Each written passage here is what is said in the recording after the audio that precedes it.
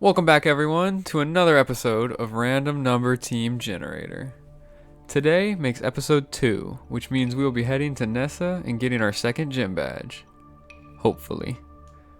While playing, I always get interesting ideas for new playthroughs and challenges, so subscribe if you don't want to miss any future series. Last thing, before we jump in, who's hyped for Scarlet and Violet? Let me know if you're ready for it down below. Alright, let's get into today's episode. Just after leaving Turf Field post Milo, we stumble across a beautiful sight. A new team member. Unfortunately, this Drifloon is single-handedly the reason I have trust issues. I'm still not exactly sure why the game felt like it needed to play with my emotions here, but whatever, I'll get over it.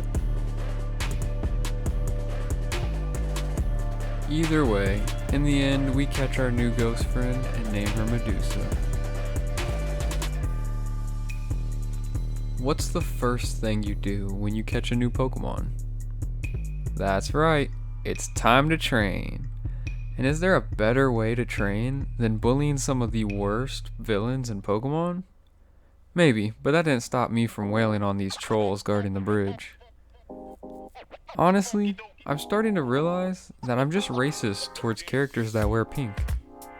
Which is weird, because I sometimes wear pink. Okay, we are getting too deep, so back to Pokemon. We body the first grunt and move on to the second, who at least brought a Sableye, which is cool. Even with his blinged out rock goblin, we make quick work of him, clearing the bridge and helping this old guy, who actually hooks us up with a Rotom bike. Remember what I said about the best way to train? Hop would like to submit an application for the position. As if beating Hop wasn't easy enough as is, I was inspired to go look for another team member. I knew Ghastly were pretty common in the wild area, so I went there. It didn't exactly go as planned. So instead, we stopped back by Route 3 and found us a Clink. Although it really grinds my gears being such a low level. Haha. Anyways, I named this little cutie Moto. It's now nearing time to face Nessa, which means another training montage. Shortly upon entering the gym, we battle the Heathers. I mean, come on, they could have at least changed the hair or something. But this gym puzzle is pretty easy. It's like a dumbed down version of Crasher Wake's gym in Diamond and Pearl. You flip a bunch of switches, change the flow of some water. It's all color coded, so if you're colorblind, I guess that's tough. All in all, it's very simple. There was only one part that gave me a slight trip up.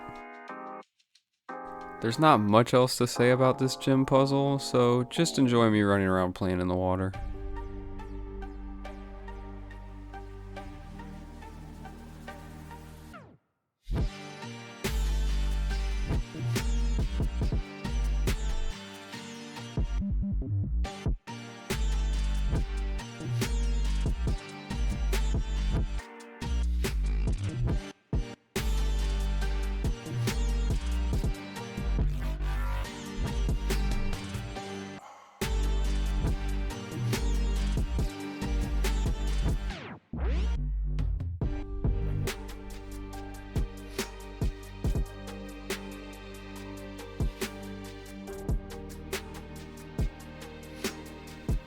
While barreling through Nessa's minions, my school vet evolved into Greedent.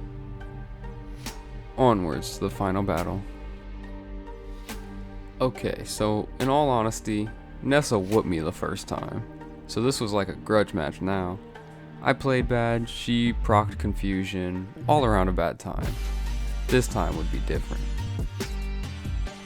I pretty much sacrificed Reboot to outspeed Goldeen and get us a step closer to Dreadnought.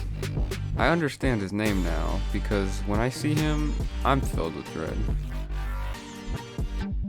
Also, y'all see how Water Pulse confused me again?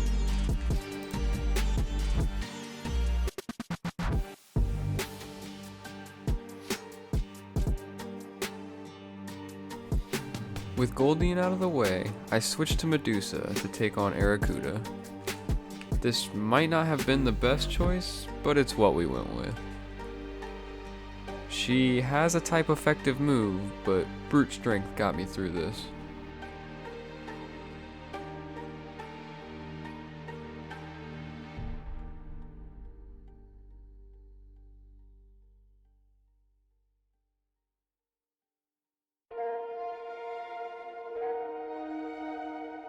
Two strikes and she's out.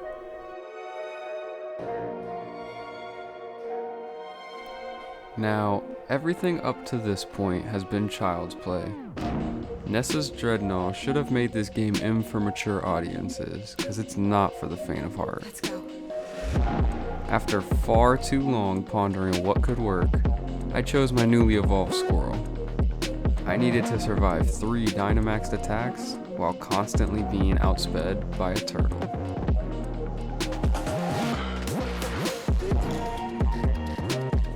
I debated between raising my own defense and lowering his, but in the end decided to lower his and try and set up.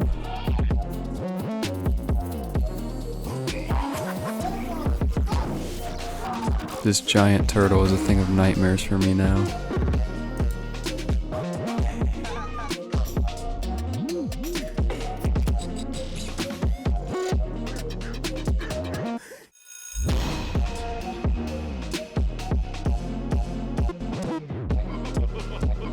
As if I wasn't struggling as is, Dreadnought decided to make it rain on the battlefield, boosting his water-type moves.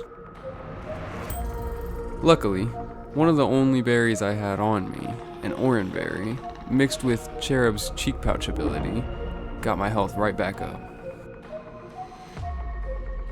With a decent amount of health remaining, and his defense lowered twice, it was time to switch roles. I was gonna go on the attack.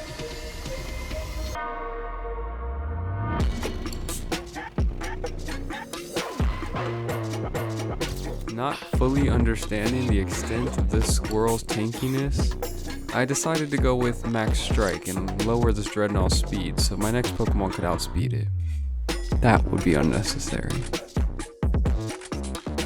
After an exchange of blows and his Dynamax wearing off, I knew that this fight was over.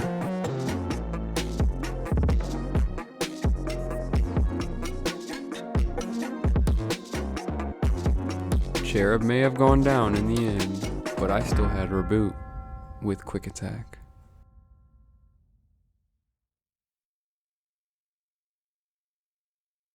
This had by far been the hardest fight that I've encountered so far, which excites me and worries me for the upcoming battles. Well, that's all we have for today's episode. Next we'll be heading to Kabu's gym, which may be a pain with our current team. Either way, if you enjoyed what you saw today, be sure to leave a like, comment, and subscribe. I have a bunch of new videos in the works, so get hyped. Alright, that's all for now. Remember, have fun and stay safe out there, recruits. Peace.